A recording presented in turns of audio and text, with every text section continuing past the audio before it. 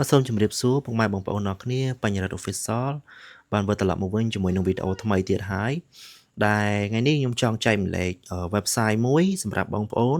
ហើយជាពិសេសនោះគឺ website សម្រាប់ប្រើ AI បានច្រើនមុខមែនតើនៅក្នុងនេះអញ្ចឹងយើងប្រើតែ website ហ្នឹងមួយគឺបានទាំងអស់តែម្ដងតោះឥឡូវកុំឲ្យខាតពេលយូរយើងទៅមើល website នឹងទាំងអស់គ្នា website នេះមានឈ្មោះថា Hacking Face បានន័យថាមុខអោបអញ្ចឹងណាដូចជា emoji មួយអញ្ចឹងណាហើយបើបងប្អូនចង់ប្រើប្រាស់ខ្ញុំនឹងដាក់ link website AI នេះខ្ញុំនឹងដាក់ link នៅក្នុង description ដើម្បីបងប្អូនងាយស្រួលចូលទៅប្រើប្រាស់ហើយរបៀបប្រើប្រាស់ក្នុងនេះអត់ពិបាកទេគ្រាន់តែបងប្អូនចូល website ហ្នឹងមកបន្តមកទៀតបងប្អូនរកពាក្យ explore AI app នៅក្នុងនេះវាមានច្រើនមែនតើបើយើងចូលមកដល់កន្លែងនេះហើយយើងមើលជួរខាងលើនេះយើងមើលមកជួរហ្នឹងគឺវាមានមុខងារច្រើនមែនតើសម្រាប់ AI ណាឧទាហរណ៍ថាទី1ជា image generation អញ្ចឹងបានន័យថាទី1នេះគឺសម្រាប់កន្លែង AI សម្រាប់បង្កើតរូបភាពអញ្ចឹងយើងចុចលើនឹងមួយមកនៅក្នុងនេះគឺសិតតែ AI សម្រាប់បង្កើតរូបភាពឲ្យបងប្អូនដោយ free តែម្ដងវាមាន Create Tool ជា Flux Tool Clean អីចឹងទៅ Z Image Turbo អីចឹងវាមានច្រើនមែនតើ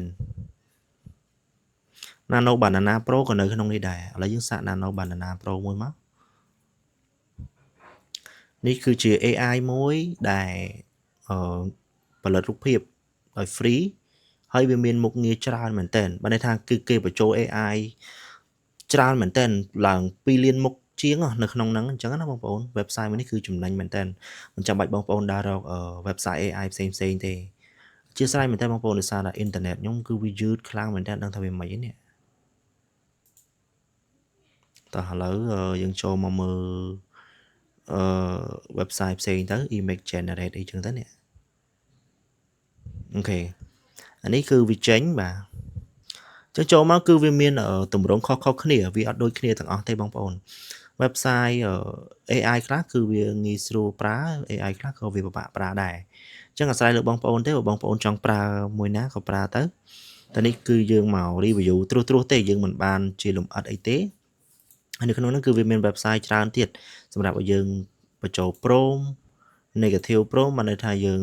បញ្ចូលដោយកុំឲ្យពាក់ព័ន្ធទៅនឹងរូបអាភាសឬក៏តកតងនឹងគិតកម្មអីផ្សេងអញ្ចឹងណាអូខេហើយយើងមានសេរីទំហំអីសេរីអីតាមនឹងច្រើនមែនតើនៅក្នុងនេះខ្ញុំសូមបញ្យល់ត្រួសទេបងប្អូនចង់ដឹងអាចចូលទៅសាកខ្លួនឯងបានបន្តមកទៀតយើងមាន video generation ហើយនៅក្នុងនេះគឺជា AI ផ្សេងគ្នាមិនមែនជាមួយគ្នាណាបងប្អូនអញ្ចឹងបងប្អូនអាចតេស្តមួយបានមួយណាដែលអាចប្រើប្រាស់បានល្អបងប្អូនប្រើមួយហ្នឹងទៅឥឡូវយើងចូលមកចំណុចទី2គឺជា video generation អានេះគឺជាwebsite AI ច្រើនមែនតើដែលអាចផលិតវីដេអូបានសម្រាប់បងប្អូនណាវ៉ាន់នេះគឺខ្ញុំធ្លាប់ប្រើដែរពីមុនតែប្រើទៅលើ website free ផ្សេងទេឥឡូវយើងសាកវ៉ាន់លើគេហ្នឹងទៅមិនឃើញដាក់រូបខ្យងទៀតណាសង្ស័យថាវាដើរយឺតអីមិនដឹងដែរបាទនេះកន្លែងដែលយើងបញ្ចូលរូបភាពហើយនេះគឺជាកន្លែងដែលយើងដាក់ prompt របស់យើងមកហើយនេះជាកន្លែងដែលយើងសេរីនាទីយើងចង់ឲ្យបានប្រហែលនាទី80 second 4.2 second អីចឹងទៅណាអានឹងអាស្រ័យលើបងប្អូនទេហើយកន្លែង16នេះខ្ញុំអត់ដឹងដែរថាគេចង់និយាយពីអីហើយមាន ses mode មានអីចឹងទៅហើយនេះកន្លែងគេដាក់ prompt បាទខាងក្រោមនេះដាក់ prompt បានហើយ website របស់វ៉ាន់នេះប្រហែលជារបស់ចិនទេនេះបានឃើញអក្សរចិនច្រើនអូខេឥឡូវយើងថយមកវិញហើយយើងមើល AI ផ្សេងទៀតពីច្រើនគឺមានតែវ៉ាន់ទេគឺមានវ៉ាន់ច្រើនមែនទែនវ៉ាន់2 animate local អីចឹងទៅសម្រាប់បងប្អូនអាចឆែកមើលបានតោះឥឡូវយើងតទៅមុខទៀតមកដល់កន្លែង text generation អានេះជាប្រភេទtext generation ខ្ញុំមិនដឹងថា text ហ្នឹងគឺគេប្រើដើម្បីអីដែរទេអញ្ចឹងបងប្អូនអាចស្រាវជ្រាវបានបន្តមកទៀតមាន language translation មាន speak sentences អីចឹងទៅមាន model មាន 3D modeling ទៀត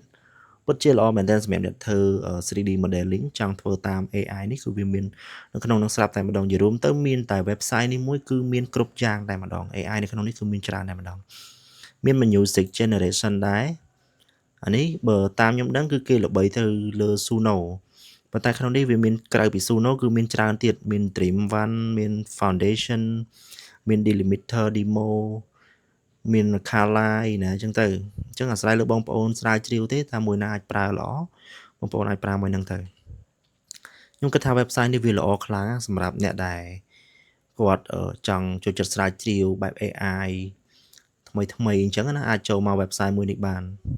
គឺវាមានច្រើនមុខមែនតើនៅក្នុងនេះហើយយើងសាកចុចមួយទៅវា generate បែបណាដែរខ្ញុំចង់ដឹងដែរព្រោះអីខ្ញុំមិនដែរធ្វើតាក់ទងនឹងចម្រៀងទេ